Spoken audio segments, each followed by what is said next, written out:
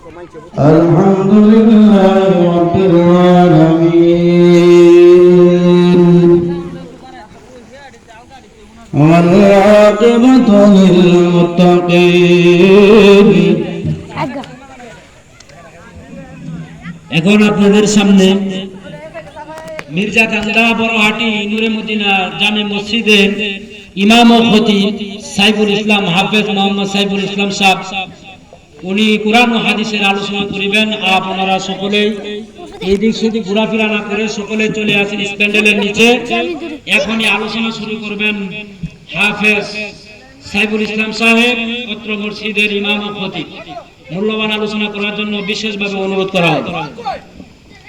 نحمده ونستعينه ونستغفره ونؤمن به ونتوكل عليه ونعوذ بالله من شرور أنفسنا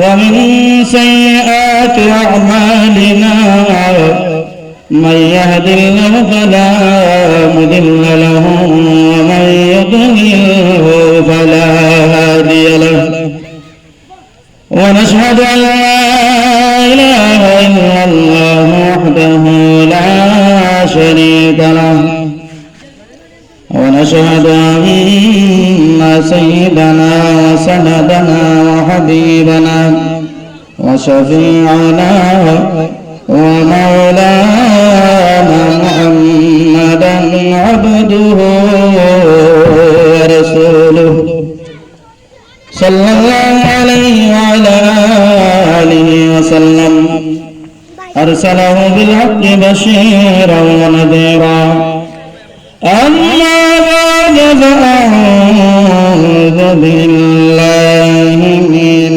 الشيطان الرجيم بسم الله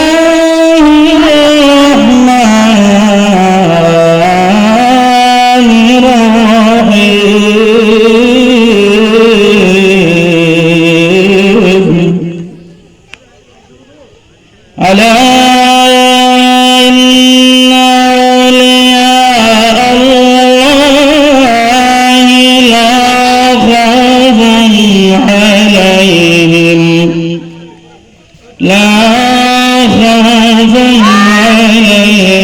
ولا هم يحزنون في حبيبه ومحبوبه ومعشوقه مخبرا وآمرا إن الله وملائكته يصلون على النبي يا أيها الذين آمنوا صلوا عليه وسلموا تسليما اللهم صل سيدنا مولانا محمد وعلى آله سيدنا مولانا محمد اللهم صل على سيدنا مولانا محمد وعلى آله سيدنا مولانا محمد কবজানি দাসবে আমার বাড়ি ঘর সরিতে আপন পোশাক কুলে কুলে সাদা কাফন পরাইবে আল্লাহুম্মা সাল্লি سيدنا مولانا محمد وعلى آله سيدنا مولانا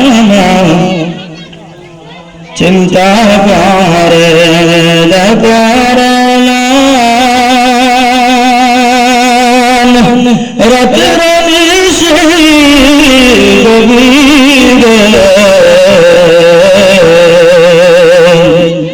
মরণ কালে যাবে সঙ্গে কবরে আল্লাহুম্মা সাল্লি আলা সাইয়্যিদিনা মাওলানা মুহাম্মদ ওয়া আলা আলিহি সাইয়্যিদিনা মাওলানা ডানে মাটি বামে মাটি আমার মাটির বিছানা উপরতে বসের সানি সঙ্গ কেহ যাইবে না আল্লাহুম্মা সাল্লি আলা সাইয়্যিদিনা মাওলানা মুহাম্মদ ওয়া আলা আলি সাইয়্যিদিনা মাওলানা اللهم صل وسلم وزد بارك عليه لا إله إلا الله لا إله إلا الله لا إله إلا الله لا إله মদর বাণী শুনলেন যিনি তিনি তো মোদের রাসূলুল্লাহ লা ইলাহা ইল্লাল্লাহ লা ইলাহা ইল্লাল্লাহ লা ইলাহা কুরআনের বাণী আনিলেন যিনি তিনি তো মোদের রাসূলুল্লাহ লা ইলাহা ইল্লাল্লাহ লা ইলাহা ইল্লাল্লাহ লা ইলাহা লা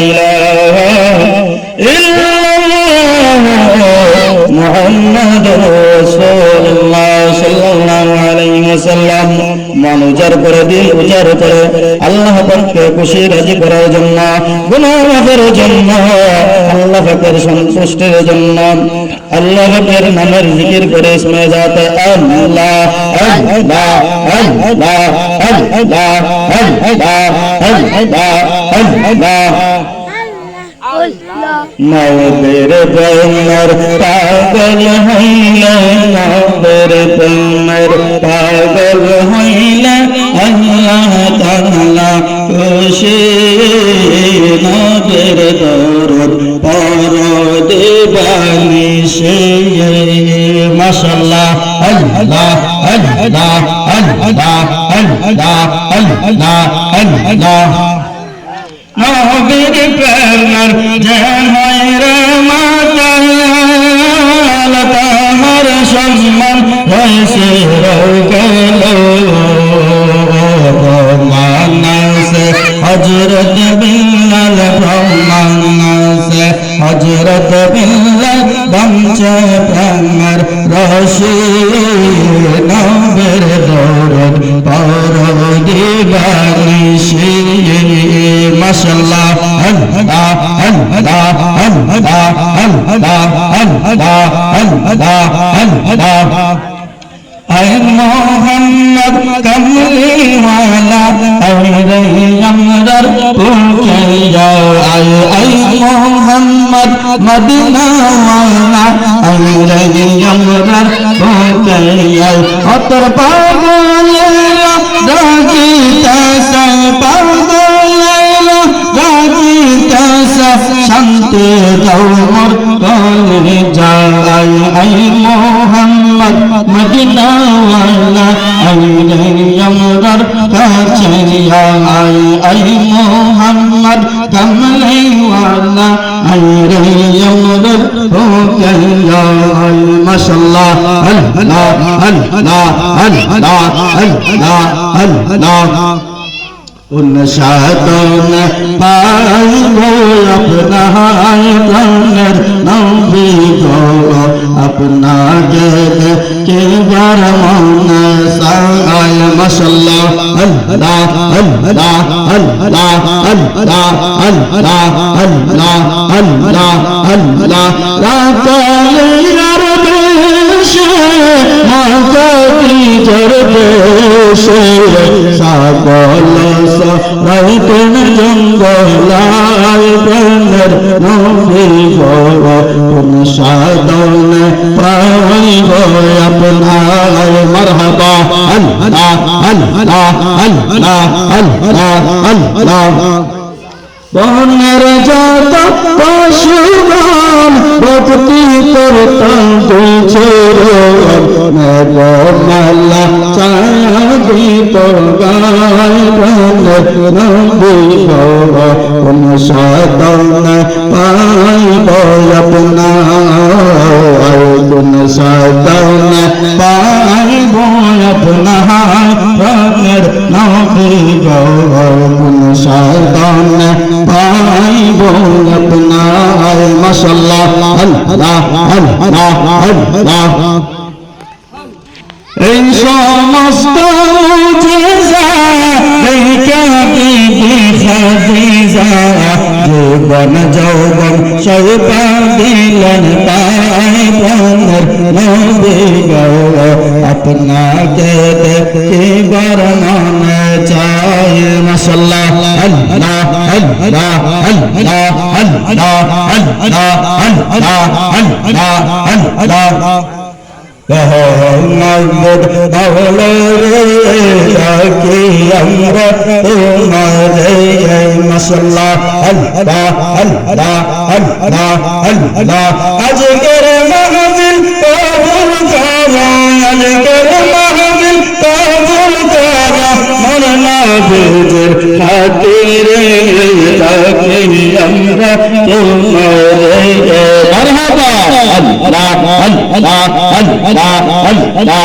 আল্লাহ আল্লাহ আচ্ছা মোহাম্মদ মাওলা রে তাকে আমরা তোমারে আজকের মাহফিল কবুল করো আমরার গুনাহ মাফ করো গাউসে পাকের খাতিরে তাকে আমরা তোমারে মাশাআল্লাহ আল্লাহ আল্লাহ আল্লাহ আল্লাহ আল্লাহ আল্লাহ ও মাওলা মৌলা রে তাকে আমরা তোমারে আমরা মৌলা মাফ করে দাও আজকের মাহফিল কবুল করো শাহজালালের খাতিরে তাকে আমরা তোমারে মাশাআল্লাহ আল্লাহ আল্লাহ আল্লাহ আল্লাহ আল্লাহ আল্লাহ আল্লাহ আল্লাহ আল্লাহ আল্লাহ আল্লাহ আল্লাহ আল্লাহ লা ইলাহা ইল্লাল্লাহ মুহাম্মাদুর রাসূলুল্লাহ সাল্লাল্লাহু আলাইহি ওয়াসাল্লাম আল্লাহ পাকের আল্লাহ তোমার লক্ষ করে শুকরিয়া যে আল্লাহ পাক রব্বুল আলামিন সুবহানাহু ওয়া তাআলা আমাদেরকে অতি দয়া করে অতি মায়া করে আজকের এই পবিত্র মাহফিলে আশা বসা তৌফিক দান করেছেন। আজকের এই মির্জাখান্দা বড়হাটি নূরে মদিনা সুন্নি জামে মসজিদের উদ্যোগে ঐতিহাসিক বিরাট সুন্নি মহা সম্মেলনের আয়োজন করা হয়েছে। আল্লাহ যেন আজকের এই মাহফিলকে কবুল করে এই মাহফিলের আল্লাহ পাক রব্বুল আলামিন যেন আমাদেরকে কাল কিয়ামতের দিন নাজাতের উসিলা করে দেয়, সকলে বলে আমিন। আজকের মাহফিলের সভাপতিবৃন্দ, প্রধান অতিথি বিশেষ অতিথি সাহেব, প্রধান বক্তা বিশেষ বক্তা সহ দিগার উলামায়ে কেরাম, মুরব্বিয়ানে কেরাম, মুসল্লিয়ানে কেরাম, আলেম ওলামা, পর্দার আড়ালে অবস্থানরত পর্দানশীল মা ও বোনেরা সকলের প্রতি আমার সালাম। আসসালামু আলাইকুম ওয়া রাহমাতুল্লাহি তাআলা ওয়া বারাকাতুহু। আপনারা শুনে অত্যন্ত খুশি হবেন, আজকের আমাদের বিশেষ মেহমান, বিশেষ অতিথি আপনার আমার সবার পরিচিত মুখ, আশিকে রাসূল, আশিকে আউলিয়া, আমাদের মুফতি জাফর ইকবাল চাঁদপুরি হুজুর সাহেব আমাদের কাছে এসে উপস্থিত হয়েছেন। সকলে আলহামদুলিল্লাহ। কিছুক্ষণ সময়ের ভিতরে এশার আযান হয়ে যাবে। এশার নামাজের পূর্বেই হুজুর বয়ান পেশ করবেন। তাই আমি অত এলাকার মুরব্বিয়ানে কেরাম, নওজোয়ান ভাইদেরকে অনুরোধ করে বলছি, মাহফিল প্রতিদিন হয় না, প্রতিদিন হবে না। তাই আজকের এই মাহফিলে মোবারকময় মাহফিলে চলে আসুন। আজকের এই মাহফিল করেছিল করে আল্লাহ রাব্বুল আলামিন আপনার আমার জিন্দেগির গুনাহ মাফ করে দিতে পারেন। তাই আমরা যারা এদিক সেদিক ঘোরাফেরা করতেছি, যারা বাড়ি ঘরে অবস্থান করতেছি, আল্লাহকে খুশি করার জন্য, নবীজির সন্তুষ্টি অর্জনের জন্য, গুনাহ মাফের জন্য আমরা মাহফিল মঞ্চে চলে আসি। যাই হোক, সময় অতি অল্প। কুরআনুল কারীমের মধ্যে 6666 খানা আয়াতে কারিমা রয়েছে। এর মধ্যে থেকে একটা আয়াতে কারিমা আমি তেলাওয়াত করেছি। আল্লাহ পাক রব্বুল আলামিন আমাকে সেই আয়াতকে সামনে রেখে সংক্ষিপ্ত সময়ে সংক্ষিপ্তভাবে কয়েকটি কথা বলবো। আল্লাহ পাক রব্বুল আলামিন আমাকে বলার, আপনাদেরকে আমি সহ আমল করার তৌফিক দান করেন। সকলে বলি আমিন। ওয়া মা তাওফিকি ইল্লা বিল্লাহ। সকলে বলি আমিন। আল্লাহ পাক রব্বুল আলামিন কুরআনুল কারীমের মধ্যে ডাক দিয়ে বলেন, আলা ইন্না আউলিয়া আল্লাহি লা খাউফুন আলাইহিম ওয়া লা হুম ইয়াহজানুন। আলা হচ্ছে খবরদার, সাবধান। ইন্না নিশ্চয় আউলিয়া আল্লাহ, যারা আউলিয়া হয়ে যায়, যারা আল্লাহর বন্ধু হয়ে যায়, তাদের কোনো পেরেশানি নাই, ডর নাই, ভয় নাই। বলেন সুবহানাল্লাহ। যেমন আপনার এক বাদশা ছিল, অত্যাচারী বাদশা। ওই বাদশা মুসলমানদের নাম শুনলেই সে মুসলমানদেরকে আক্রমণ করত, জ্বালা যন্ত্রণা দিত, শাস্তি দিত, মৃত্যুদণ্ড দিত। এক পর্যায়ে চলে গেল 7 জন যুবক আসহাবে কাসরা কাহাব নামে কুরআনুল কারীমের মধ্যে আল্লাহ পাক রব্বুল আলামিন এরা এমন আল্লাহর নৈকট্য সুলতানটা হয়েছিলেন, এরা এমন আল্লাহর ওলি হয়েছিলেন, যাদের নামের অনুসরণে আল্লাহ পাক রব্বুল আলামিন কুরআনুল কারীমের মধ্যে আসহাবে কাহাব নামে সূরা নাযিল করে দিয়েছেন। বলেন সুবহানাল্লাহ। ওই 7 জন যুবকের ঘটনা এসেছে কুরআনুল কারীমে। ওই 7 জন যুবককে অনুসরণ করে আল্লাহ রাব্বুল আলামিন কুরআনুল কারীমের মধ্যে সূরা আসহাবে কাহাব আপনার নাযিল করে দিয়েছেন। বলেন সুবহানাল্লাহ। সংক্ষেপে বলতে হয়, 7 জন যুবকেরা মুসলমানরা আল্লাহ এলাকার সমস্ত মানুষ মূর্তি পূজা নিয়ে ব্যস্ত, গাছের পূজা, মাছের পূজা নিয়ে ব্যস্ত। এই 7 জন যুবক এরা আল্লাহ ছাড়া আর কাউকে শরীক করে না। এরা বলে নিজের হাত দিয়া মাটি দিয়া বানাইয়া ওদের আবার চিন্তা করে এটা কোনো কথাবার্তা বলতে পারে না, তাহলে এটার আমরা কেন করি? উদাহরণস্বরূপ বলতে হয়, খাজা উসমান লাহোরী, যিনি খাজা মঈনুদ্দিন চিশতি রহমাতুল্লাহ আলাইহি ছিলেন, উনি প্রথম অবস্থায় মূর্তির পূজা করতেন।